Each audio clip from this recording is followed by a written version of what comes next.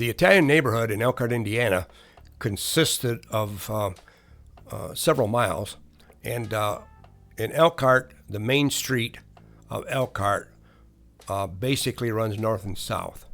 Off of the main street, close to the railroad tracks, was Harrison Street. And Harrison Street was the longest street of the Italian neighborhood. It ran from Main to 10th Street, which would be where that Lincoln School area was located at. And starting on about 4th Street, which was a north-south road, you had a tremendous amount of Italian-American families living either on Harrison or one of the side streets. Now, if you can visualize, just south of Harrison would be about a 4 or 5 block area. 6 block area would be called Mason Street. Many Italian Americans lived there, also bordering off of 8th and 9th and 10th Street.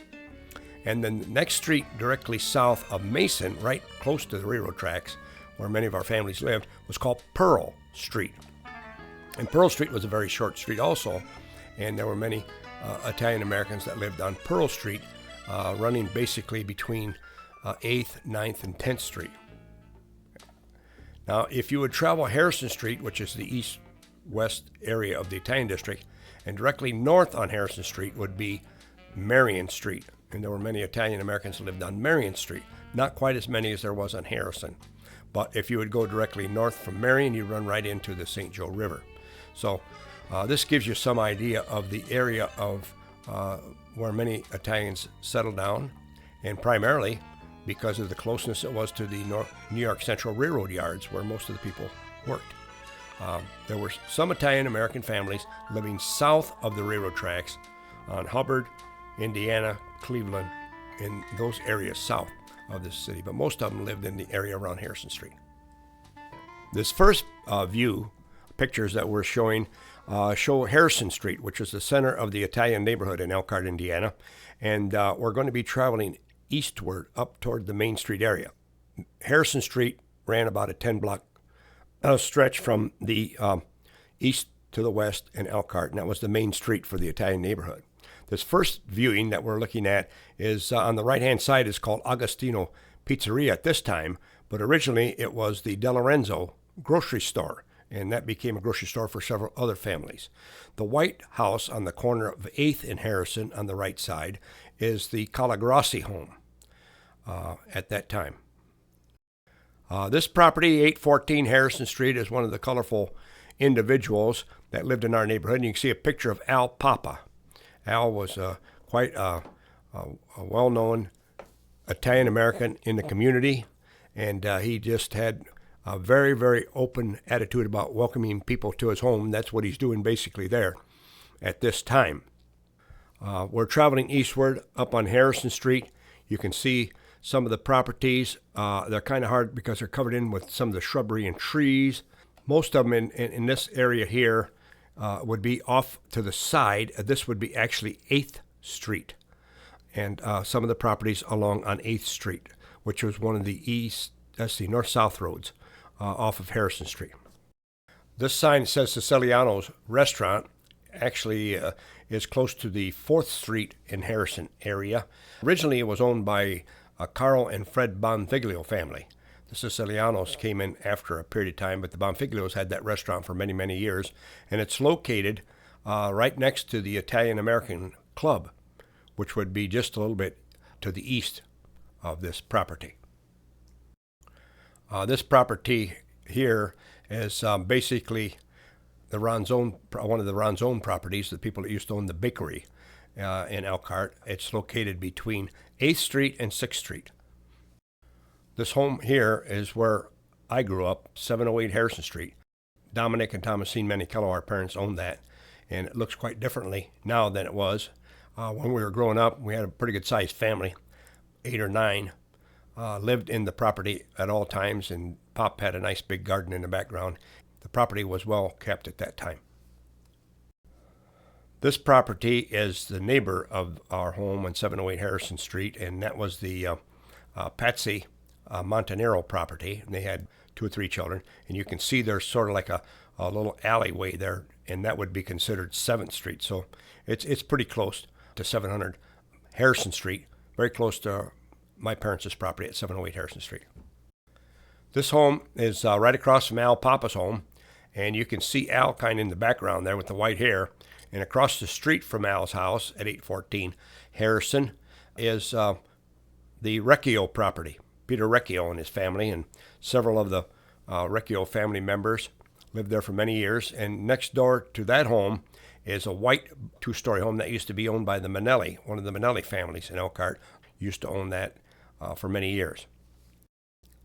This property is next door to 814 Harrison and where Al Papa lived, and you can see the white porch bungalow. That was owned by the Dominic Capoletti family, Ida and Dominic Capoletti, and had several family members that we spent many, many nice days with.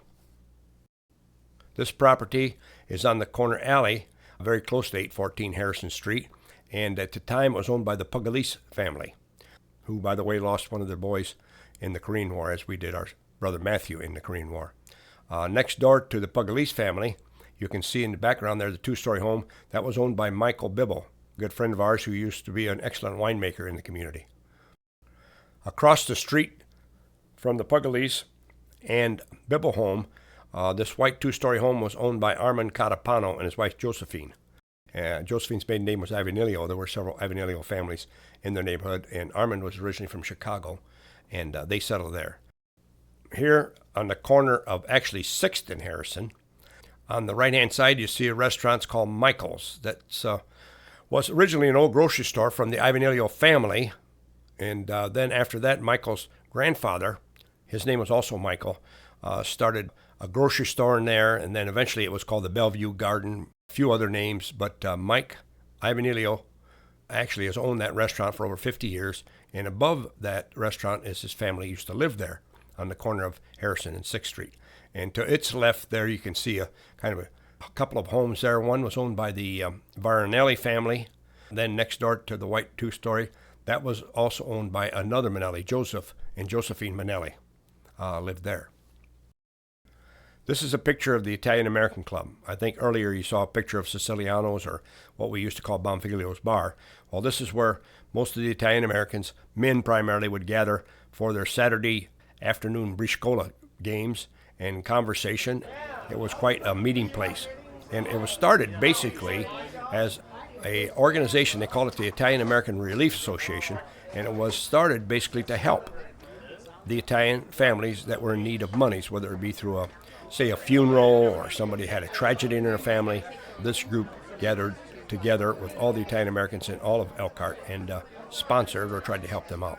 But the club still remains the same. It's not quite as active as it once was, but we have had many, many parties, a lot of festive occasions, many Saturday and Wednesday afternoon Italian briscola games, tournament, and just a lot of comradeship.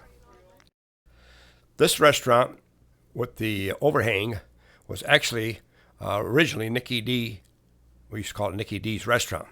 That is right across the street from where I lived, and my brother Patsy Hammer Minichillo worked there with Nicky D. Francisco for many, many years.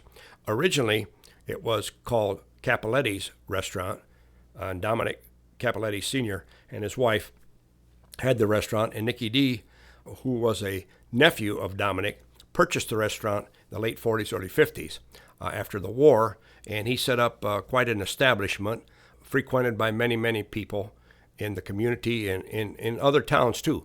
It was a well-known restaurant, a lot of fun. It was a festive place to meet, and Nicky D. was not only was he quite a cook and chef, but he was quite a character. And he and Hammer made a good tandem for many years together, and more it was like a meeting place in the Italian district, besides a good place to eat. Next door, as you travel upward, you can see the Ronzone Bakery and the white building. That was started by Michael Ronzone and his wife Mary. They sponsored many Italian Americans into Elkhart, had a beautiful, beautiful bakery. They baked their own goods, did quite a bit with pastas for a long period of time, and they had a grocery store, and also had a big, large family, well-known family in Elkhart. Matty Ronzone was our coach. He was the oldest. Patsy, we used to call him number 9. He became a councilman in later life, but he was sort of like the head baker and so forth. Bill, Philip Ronzone was quite an athlete also. So the Ronzone family was pretty well recognized for not only for the bakery, but also for the athletics and so forth in the community. This old building actually was a grocery store. It's located on Mason Street. Mason Street, in relationship to Harrison, is 1 block south. It was a narrow street, actually. It had about 5 or 6 blocks, whereas Harrison was 10 blocks, 12 blocks long. But this was owned by Dominic Iema. And Dominic was a very outward-going man, and he was quite an entrepreneur for our background and neighborhood. And he later started the Elkhart County Beverage, which was a beer distributorship in Elkhart. And he closed down this grocery store. But for a long time, he and his family lived upstairs there. Dominic Iema was quite a colorful man. He came to Elkhart as a young man. He was also related to the family of Nick Russo. He married Lillian Russo at the time and had several children. But everybody in the neighborhood used to call him D.I. That was always a nickname. And in the Italian neighborhoods, we always had different nicknames for people. Before Dominic got started in the Elkhart County Beverage Company, which was only probably about 2 blocks from here on Mason Street originally. And he was quite a businessman. You know, for a gentleman who didn't have much of an education, he did wonderful. We're traveling a little bit west on Mason now, down from the Iema grocery store, about in the 900 block. And this was the original home of Patsy Fiorentino. And there were several of the Fiorentino boys that got into the business world. One of their sons, John Fiorentino, later became a restaurateur and a businessman in Elkhart. Patsy died at a young age, and he was in an accident on the railroad at a early age. But his wife, Antoinette, lived there for many, many years. This is the shot of the corner of 10th and Mason. And you can see in the building, the big brick building in the background, that used to be Lincoln School. And Lincoln School was called Vinegar Hill for a long time because there was a hill there. And this is kind of a combination of where the Italian neighborhood on Harrison and Mason pretty much ended, and also some of the Swedish families used to live. And we lived in pretty good compatibility at the time. But Lincoln School was the public school for the Italian-American kids that actually did not go to St. Vincent's, which was the Catholic parochial school, which was located on the South Main Street area of Elkhart. So Lincoln was sort of like the local school, and that's where everybody went to play, and many of us actually attended Lincoln School. This home is a well-kept property, and it's still owned by the Lucchese family. It's presently inhabited by Mary Lucchese, who is one of the daughters of Frank and Grace Lucchese. It's a beautiful property. I think it's probably the nicest property in the community anymore. It's on Mason Street, right across from the Fiorentino property, 921 Mason. I spent a lot of nice days down there. Happens to be that my brother-in-law, Frank Lucchese, and I were friends ever since we've been young kids, and so that was like my second home at times. But it's a beautiful home, and Mr. Lucchese was quite a winemaker and definitely quite a character. Just a fun-loving man, and his wife was a beautiful lady. This home is actually next to the Iema grocery store on Mason, and it was originally owned by the DeVitro family. There were a couple of DeVitro families in Elkhart. This family here actually had a lady that lived there for several years, and they used to raise pigeons in the back. I remember that when I was a young kid. They used to be owned by one of the DeVitro daughters in later years after the family had passed. This home was right next door to the DeVitro property on Mason Street, around the 800 block, and it actually was the Russo family, R-U-S-S-O family, Benjamin and Tangela. And when we were growing up, Tangela was a widow for many, many years. Many of the mothers that knew Tangela personally welcomed her into the home. She was a very independent lady. She was also one that everybody kind of watched out for because at an early age, she was a widowed woman.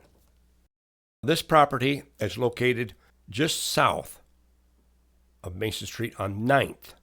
So we'd be close to the Pearl Street would be directly to the south. Mason would be to the north. And this short street is called 9th Street. This is owned by the Bergant family, Nicholas Bergant family, who also had several boys involved in the restaurant business, mainly Danny, who we called Hoot Owl.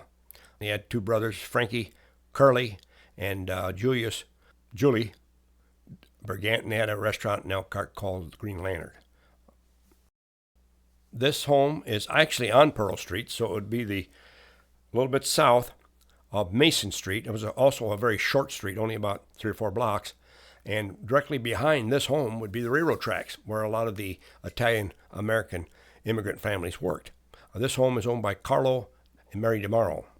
Carlo was well recognized on the railroad, and actually he was sort of like a foreman, so he was promoted. And he did a wonderful job, and he's very active at the Italian club. And one of his boys, Peter, is a good friend of ours. This is a little bit farther west on Pearl, across from the Lincoln School area, about half a block. And this property, this little white bungalow here, was owned by Louis Del Prete. And again, Louis and his wife had a big family, very wonderful family, well known in the neighborhood. And their son, Danny Del Prete, owns Bypass Paint Company, and Danny's and his wife Florence have been very active in the St. Vincent's Catholic Church, very charitable people. Louis was quite a character. He used to love to go down to the club and spend his days, and he used to play violin, believe it or not. He liked to play Brischko. This house that we're looking at on this street is actually we're back on 8th Street, which would be close to Harrison and Mason in between. And this is also only about a 3 or 4 blocks street going north and south. And some of the properties here on the left was known as the Frank Ivanilio home, and he had a pretty good sized family. Next door to the Ivanilio home was a Roberto family that lived there, and the one home that has the railings out in front was a home owned by the Trovatore family at this time. Very, very large families, very active in the community. This brick building was a hangout for some of the young Italian-American family members when they were growing up, because we didn't have many activities and so forth. And it was called R.E. Papa's Pool Hall. And a lot of the guys used to go in there and just hang out. And they played pool, listened to a little music, played some cards. And it was just a congregating point. It's on the corner of Harrison and 6th Street, right across from Michael's Restaurant. And it was owned by Bob Papa, who was related to several of the Papa families in Elkhart. Bob passed away at a very early age. The Italian neighborhoods, when we were growing up, and most of our families and our parents came from a couple of the provinces in Italy, actually around Foggia area, where our families came from, a little town called Volturata, Puglia, and several other families lived in our neighborhood or congregation, and they basically speak the same dialect. There were some families that were from some areas close to that, like there were some from Baria. There were a few from a little bit north area in the Mullies region, and there were a few families that came from down in the Calabria region. But predominantly the Italian Americans in Elkhart were known as Fujans. And they settled here primarily to work on the railroad, but I got to tell you, they were old homes, but they were kept immaculate. Everything was very neat, clean and orderly, and every home had a garden, which was their lifeblood of food supply, that the mothers usually did the canning and the dads were out in the gardens working, and the kids just would contribute in any way they could. We lived a very disciplined life, very sparse. We didn't have a lot of money, but we just enjoyed our family life and our festive occasions so much that you never even thought you were poor, because you had such a beautiful life. Predominantly Roman Catholic, and our church was St. Vincent's de Paul Catholic Church on the corner of Main and Prairie, which was probably about 2 or 3 miles from Harrison Street. So that was the center of our religious life. And that's kind of the involvement that we had in our neighborhood. And everybody seemed to know each other. Everybody kind of watched over each other. And you never locked the door in the house. You never had to worry about anything being taken out of your home or anybody getting involved in any types of activities that were unlawful. Everybody enjoyed themselves. And it was just a wonderful, wonderful experience to grow up in that environment, that cultural environment that has been somewhat lost today in the 21st century.